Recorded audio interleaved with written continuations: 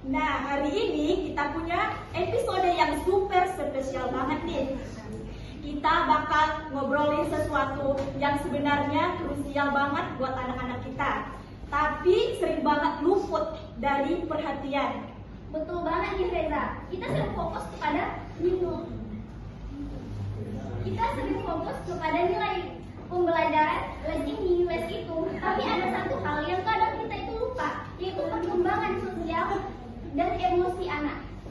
Nah, dan buat ngobrolin ini kita udah datangin dua orang yang super keren banget nih. Yang pertama ada Dr. Andi, psikologi anak yang udah bertahun-tahun berkecimpung di tumbuh kembang anak ini. Nah, kepada Dr. Andi dipersilakan.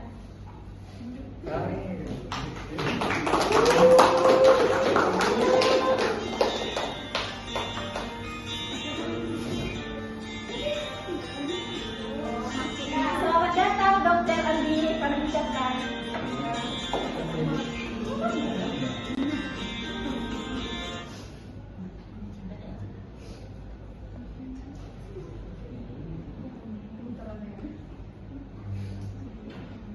Dan kita juga kedatangan tamu spesial kita nih, Ibu Sari, praktisi PAUD dan guru TK yang sudah lebih dari 15 tahun magang anak-anak usia dini. Selamat datang.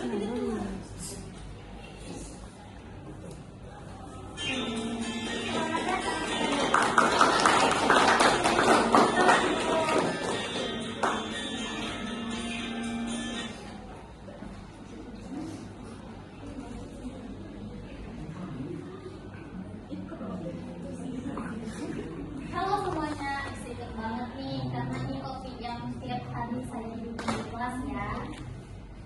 Dan yang terakhir ada yang bikin kita makin seru lagi nih. Kita kedatangan komentator yaitu Ibu Intan.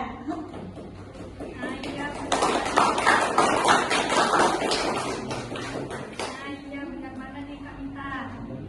Saya tuh sejak ketemu adik saya langsung kepikiran soal film yang saya baca di Surya. Tapi sering bingung antara Johnny dan realitanya. Jadi banyak banget pertanyaan yang masih nyangkut di kepala. Nah, perfect kali Bu Intan. Hari ini bakal jadi suara kita semua para orang tua yang masih belajar. Oke, tanpa basa-basi, yuk kita mulai. Oke, Dokter Andi, mulai dari yang paling basic dulu ya. Ketika kita dengar kata Bedanya mana anak yang perkembangan sosial emosinya itu biasanya lebih gampang berbicara dan berteman. Nah, lebih tahan kalau ada konflik kecil gimana, dan dia lebih semangat belajar karena dia merasa aman secara emosional. Sini aku aja. Wah, ini udah bikin saya keinginan saya baru. Dia kadang tiba-tiba nanya kenceng, tapi saya tanya kenapa. Dia bilang nggak tahu. Saya belajar soal dengan saya berarti emosi di kuliah, tapi waktu dia lalu tak bingung harus ngapain. Karena kenapa ya? Itu sangat normal. Itu justru salah satu bukti bahwa anak masih dalam proses belajar mengenali emosinya sendiri. Di usia 4 tahun, otak emosi anak itu masih terus berkembang. Mereka ngerasain perasaan yang besar, tapi belum punya kosakata buat mengungkapinya. Tugas kita sebagai orang dewasa adalah bantu mereka mengenali dan menamai perasaan itu. berarti gini ya Dok ya. Anak itu bukan anak yang rewel, tapi anak yang butuh bantuan menerjemahkan perasaan tersendirinya. Ya, tepat sekali. Dan ini yang sering salah kaprah. Orang tua atau guru langsung bilang, udah nggak usah nangis. Padahal yang dibutuhkan anak adalah validasi. Oh, kamu lagi sedih ya? Itu boleh kok. Aduh, benar banget nih. Nah, sekarang kita masuk ke yang paling spesifik nih. Perkembangan sosial emosi ini kan berbeda-beda di setiap anak ya dok ya. Bisa diceritakan nggak dok kira-kira gimana perjalanannya gitu? Bisa banget nih, kita mulai dari yang paling kecil dulu ya. Dari usia 0 sampai 2 tahun, bayi itu sebenarnya udah belajar sosial emosi loh. Waktu dia senyum dan kamu balas senyum, itu interaksi sosial pertamanya. Di fase ini, yang paling krusial adalah pembentukan attachment atau kelekatan dengan orang tua atau pengasuh utama. Kalau ini terbentuk dengan baik, itu jadi fondasi rasa aman anak seumur hidup. Bayang ya, sekecil itu udah ada prosesnya. Nah, kalau udah masuk di usia 3-5 tahun nih, ini wilayah saya nih ya. Anak-anak itu mulai aktif bermain. Saya sebalik sama teman-teman sebayanya. Mereka itu mulai belajar berbagi, bergiliran, dan munculnya empati dasar. Tapi juga di fase ini, mereka itu masih tantrum, masih sering terjadi gitu. Nah, karena kemampuan kontrol dirinya masih sedang dibangun, saya selalu bilang ke orang tua mereka, tantrum itu bukan berarti anak itu nakal, tapi anak itu otaknya masih sedang belajar dalam proses bermain. Nah, ini adik saya Bayu masih sering tantrum tidur. Saya kadang ikut frustasi juga. Saya sudah tahu jawabannya, tapi pasti cepat tantrumnya langsung. Rasanya tidak susah buat tetap tenang. Itu wajar nggak sih? Betul banget. Dan jawabannya sangat manusiawi. Tapi kita perlu latih diri kita juga, karena anak itu cerminan. Anak itu cermin.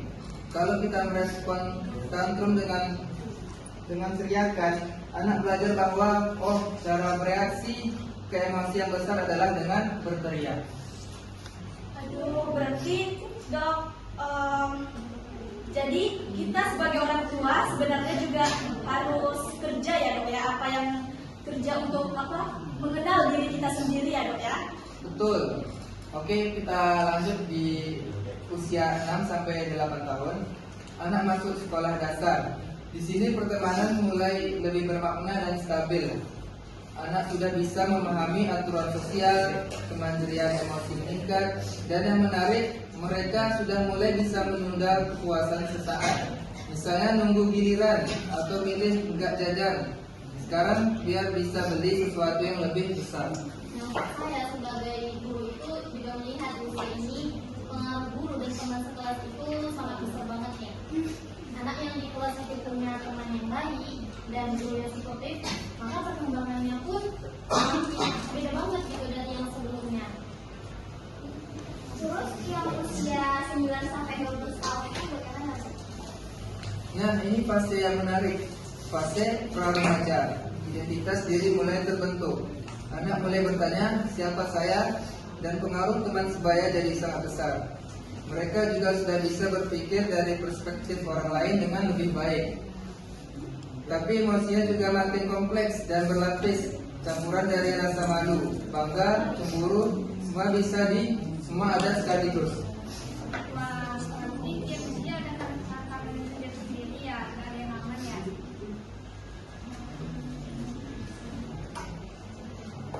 Tapi justru itu indahnya. Setiap fase ada tugas perkembangan yang kalau berhasil dilalui, anak itu tumbuh lebih kuat dan berkembang. Oke, ngomongin faktor yang ngaruh ke perkembangan sosial dan emosi anak nih, apa saja yang paling besar pengaruhnya? Yang nomor satu dan paling besar adalah keluarga dan pola pengasuhan. Bukan soal kaya atau miskin, bukan soal pendidikan tinggi atau rendah, tapi soal apakah anak merasa aman, didengar, dan dicintai di rumahnya. Pada pola asuh yang hangat dan responsif, itu powerful banget. Setuju banget nih dok. Dan dari pengalaman saya nih, anak-anak yang di rumahnya ada komunikasi terbuka yang bebas cerita kepada orang tuanya tanpa rasa takut, itu di sekolah juga lebih berani dan lebih ekspresif gitu. Terus lingkungan sosial gimana pengaruhnya? Besar juga kualitas pertemanan anak, ada atau enggaknya mentor yang suportif, yaitu guru. plastik, atau siapapun itu, semua bentuk lingkungan. Sekarang kita juga harus tambah satu lagi, media dan teknologi. Anak yang kebanyakan screen time dan kurang interaksi langsung itu kena dampaknya kemampuan sosial emosinya. Nah, ini saya mau tanya nih. Gadget tadi saya Bayu kalau udah dipegang HP, punya sekelilingnya kayak nggak ada. Saya pernah baca kalau dapat screen time, tapi orang tua saya nggak bisa diyakinkan. Itu bahaya nggak? Atau gimana cara mengkomunikasikan itu orang tua? Jujur, itu konsep yang valid banget sih. Karena bukan berarti gadget itu musuh, tapi sebagai konten dan durasi itu kunci. Anak yang 2 jam main gadget itu, tapi sisanya interaksi sama teman, ngobrol sama orang tua, main outdoor, maka itu beda banget sama anak yang menggunakan gadget selama 8 jam penuh. Dan yang sering dilupakan itu bermain. Bermain bebas itu bukan buang waktu, itu laboratorium sosial emosi anak. Di sana anak belajar negosiasi, menang kalah kerjasama, konflik dan resolusi, semua organik. Jadi jangan kebanyakan mas aja ya. Kita juga perlu mengasih waktu untuk main juga. Persis sekali. Saya sering bilang nih ke orang tua bahwa bermain itu adalah cara belajar untuk anak usia ini. Jadi jangan dipotong dengan hal-hal seperti itu. Buat orang tua yang dengerin podcast kami, gimana caranya kita tahu anak kita perkembangan sosial dan emosinya itu perlu kita perhatikan lebih dalam lagi. Beberapa tanda yang bagus. Yang pertama, anak bisa mengungkapkan perasaannya dengan kata-kata, bukan hanya dengan tindakan. Dia bisa berteman, berbagi, dan bekerja sama meski kadang ada konflik kecil. Dia punya keberanian buat nyoba hal baru, dan yang penting dia bisa menenangkan dirinya sendiri setelah marah atau kecewa. Nah, dari sisi kelas dok, saya lihat anak yang sehat perkembangan sosial emosinya itu punya empati. Dia perhatian sama teman sebayanya yang lagi sedih tanpa disuruh, dan dia juga bisa komunikasi kebutuhannya dengan kata-kata, bukan dengan hal yang memukul atau ngambek gitu.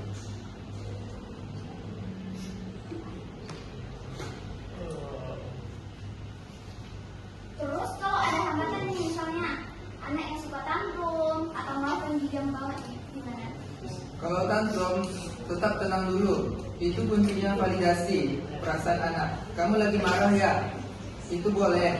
Jangan hukum di saat yang ledak. Tunggu dia tenang baru mengajak dia ngobrol. Dan berikan pilihan sederhana untuk bantu dia keluar dari situasi itu. Nah, kalau anak itu menarik diri, kita jangan langsung pakai memukul. Kalau anak menarik diri itu kita jangan langsung paksa dia bergaul. Nah, jadi kita harus cari dulu apa nih, apa dia pernah diri ya, atau dia memang introvert yang mana dia memang butuh energinya dulu diisi dulu untuk menghadapi orang-orang di luar. Nah, fasilitas pertemanan itu dengan 1 orang atau 2 orang dulu, jadi pelan-pelan gitu. Kalau anak yang agresif, suka mukul atau bikin teman, di tempat makan saya di PAUD ada beberapa anak kayak gini, dan sebenarnya bingung harus ngapain, apa yang baik dilakukan. Ini penting banget nih. Agresif itu hampir selalu sinyal bahwa ada kebutuhan yang belum terpenuhi bagi anak itu. Jadi bisa jadi dia lapar, bisa jadi dia lelah, butuh perhatian. Nah, jadi kita nggak bisa karena mereka nggak bisa melakukan sesuatu, adakan alternatif. Kalau kamu marah, bilang ke kakak, bilang ke kamu gitu, bukan malah kamu yang mukul. Dan kalau ini berkelanjutan, lebih baik kita konsultasi ke profesional. Setuju banget Bu. Nah, kalau soal kecemasan sosial itu gimana Bu? Itu mungkin harus bertahap, jangan kita paksa langsung ke situasi yang besar. Bangun kepercayaan diri anak itu dari dirinya sendiri dan dari keberhasilan kecil. Misalnya dia pandai menciptakan sesuatu barang dalam kreasinya. Dan yang paling penting jangan validasi rasa sepertinya dengan bilang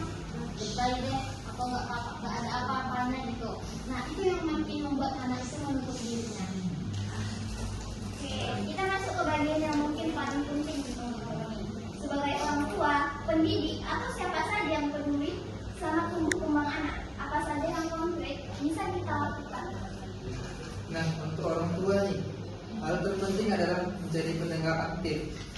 Ketika anak cerita sesuatu, apapun itu, pause dulu gadget kamu. Lihat matanya dan dengarkan. Anak yang merasa didengar akan lebih terbuka dan lebih sehat secara emosional. Dari sisi pendidik nih, hal yang paling konvensional itu adalah kita menciptakan kelas yang aman secara emosional. Nah, anak itu kalau harus merasa boleh salah, boleh nggak tahu dan nggak akan diketawakan, tanpa rasa aman itu belajar apapun jadi susah gitu bagi mereka. Ini Bu, apa tips lain yang lebih praktis gitu buat orang tua di rumah? Boleh Dok dijawab? Ada banyak tips nih. Yang pertama, terapkan disiplin positif, bukan hukuman fisik. Ciptakan rutinitas yang konsisten karena itu memberi rasa aman pada anak. Modelkan ekspresi emosi yang sehat. Kalau kamu lagi stres, bilang ke anak, papa lagi capek, papa perlu istirahat sebentar ya.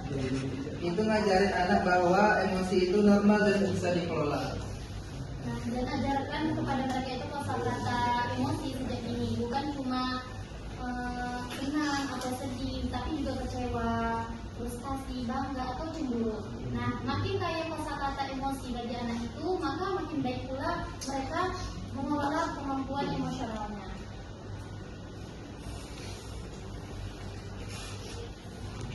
Saya mau tanya soal ini. Kadang saya sendiri takut juga waktu adik saya tanggung.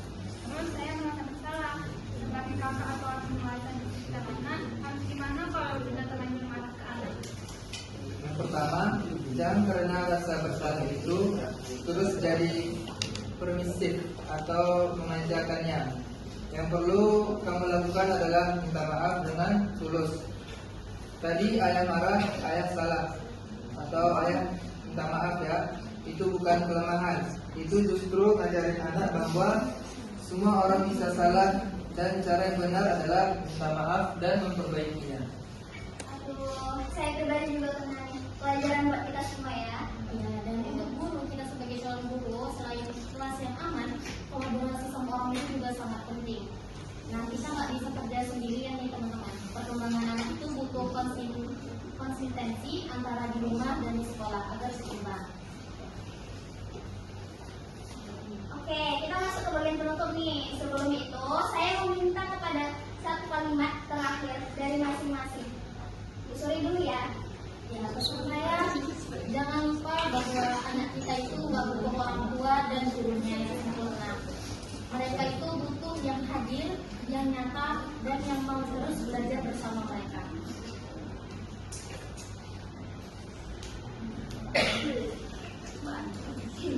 Indah banget ya Bu ya. Boleh dari Dokter Andi ada kata-kata presentasi?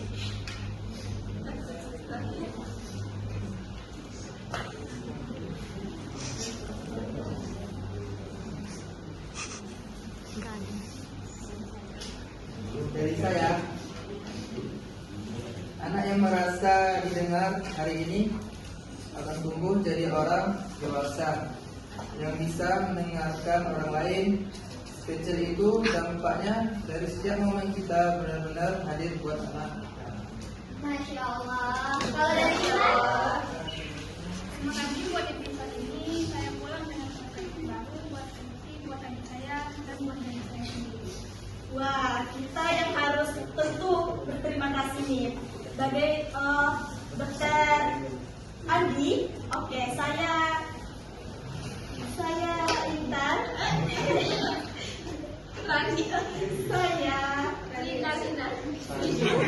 Saya Rani. Ingat, peduli tumbuh itu penting, bukan tentang jadi sempurna. Nah, terus tentang tumbuh bersama anak kita. dan dari saya Nita, makasih udah dengerin episode ini nih. Kalau kamu suka, jangan lupa subscribe, kasih bintang 5, dan share ke teman-teman, orang tua, atau siapapun yang peduli sama tumbuh kembang anak. Sampai jumpa di episode berikutnya. Dadah!